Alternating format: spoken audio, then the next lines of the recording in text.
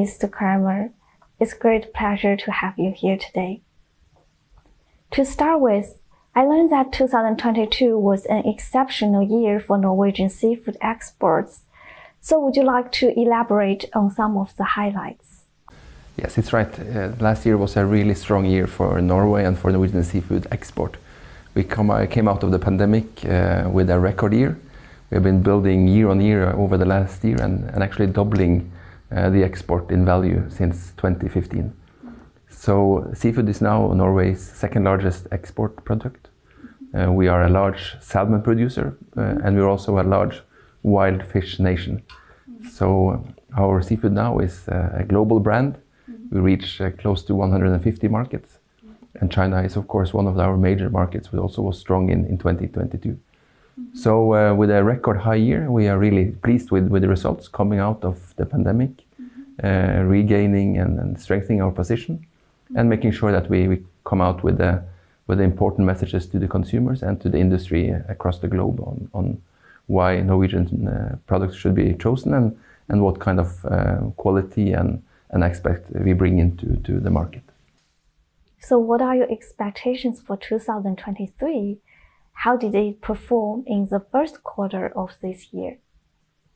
For China, it was even stronger in the beginning of this year. So we are now in a record high position also in the first quarter with 32,000 tons of seafood to China from Norway, in Norwegian kroner 2.2 billion, 1.4 billion RMB.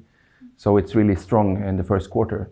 We are adding up to a already strong position. So we have a strong belief in the Chinese market. We are in here for the long term, and we see that we can build on the already strong position to gain new ground and also to work closer with Chinese partners, the Chinese seafood industry, the retailers, and also with the consumers to get through with our messaging on why the Norwegian fish and fish produce should be chosen in the market. The COVID-19 pandemic has inevitably impacted international trade in various ways. In your opinion, what opportunities have emerged for the Norwegian seafood industry in China as the impact of COVID is now weakening? I think for all countries around the world, the pandemic has been really challenging. And I think that coming out of it also reminds us that we need to take the opportunities that we have. We must be agile and flexible. We need to take the opportunities and work together. And I think that goes for the Norwegian companies working together. It goes for our collaboration with the Chinese companies. It also goes with our operations in the Chinese market, how Norway as a country would like to work together with the Chinese companies and the government to strengthen the cooperation. So, Ms. Chramer, it's your first visit to China since your appointment. What is your impression of China during this trip? First, I must say I'm really happy to be back. It's good to be back in China after the pandemic. I used to be flying frequently to China in previous role and job, and now coming back, I think it's always impressive to see the volume of construction and industry building and how China is moving in a very strong and positive way in creating new business. I think also seen from Norway coming to China, see how the digital trends are moving really, really fast, how the industry is interacting with the consumers on social media through different channels. I think that's impressive to see for Norwegian. As the CEO of the Norwegian Council, what are your goals and priorities for the Chinese market this year?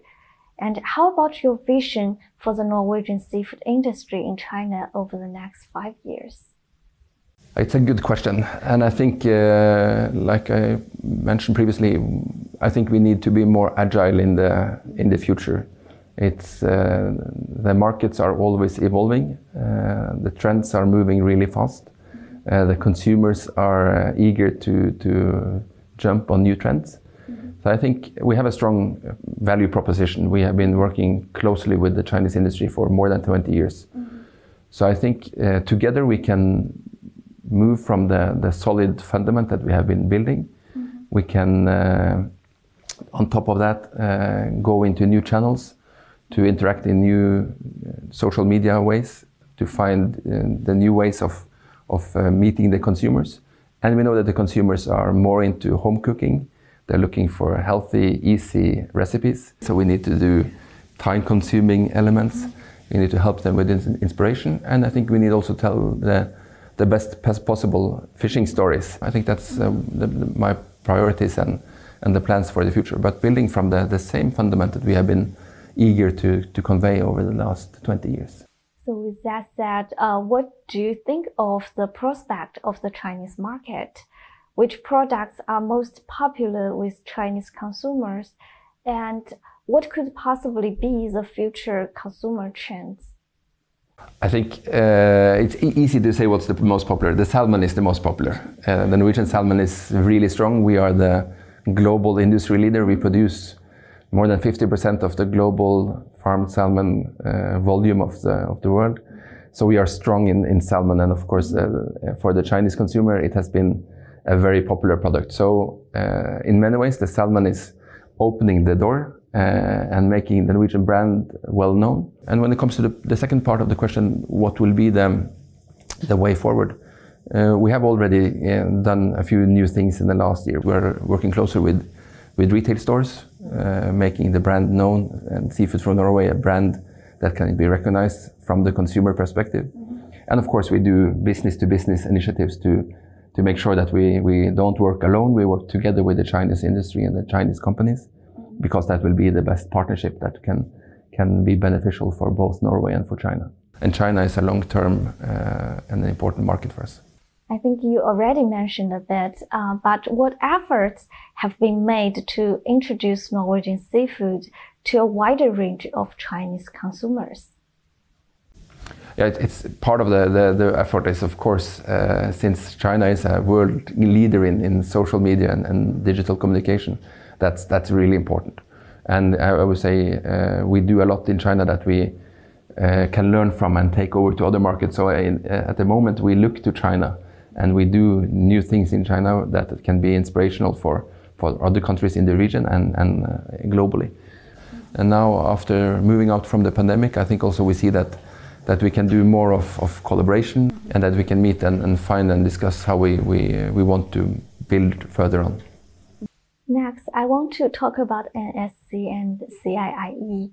What has promoted NSC to become a new friend of the CIIE? And what spillover effects have this platform brought? We have seen over the years that CIIE has been an important arena to be present on. And from last year we had our own part of it. We see the value of how we can bring different stakeholders together. We see how the strong government initiatives can be part of what we do, how we can support the health strategy for 2030 to build that even stronger. So we have been really happy with last year's attendance. So what are your expectations for the CIIE this year? How do you plan to further utilize this platform? Building from the positive experience, we see that this was a right decision to take part in. We will be have a bigger presence this year, so a bigger stand, a bigger booth, and we sincerely hope that we are able to bring more Norwegian companies into it, already present in China, but also bring more of our friends from Norway to China, to the exhibition. We see that there are so many important meetings taking place. We see that we can bring new products in to highlight new parts of our seafood export. We see that we can do new ways of collaboration, signing new agreements, finding ways of building new friendship and trust. So for us, CIIE has quickly turned into a very important part of our annual routine. Do you see stronger motives from Norwegian seafood companies to expand their business in China? Yeah, I think it's fair to say that when I talk to the Norwegian companies that work with export, they are talking about China in every second sentence. So now I hope that even more Chinese or Norwegian companies will come in, visit China more, see that China is open for business, see that it's important to be present in the market, and that also because the Chinese consumer is moving so fast, it will be probably a sign for the future. What now is going on in China can be seen in different markets in the years to come. So I think it's important both to be here, because it's important to make sure to strengthen the ties and build friendship, and at the same time to make sure that we can move on from that and have a even stronger presence in the future, and make sure that more companies know the Chinese consumer. Thank you. Thank you for doing this interview with us today. Thank you so much. I was really happy for meeting you and to be able to talk to you. Thank you so much.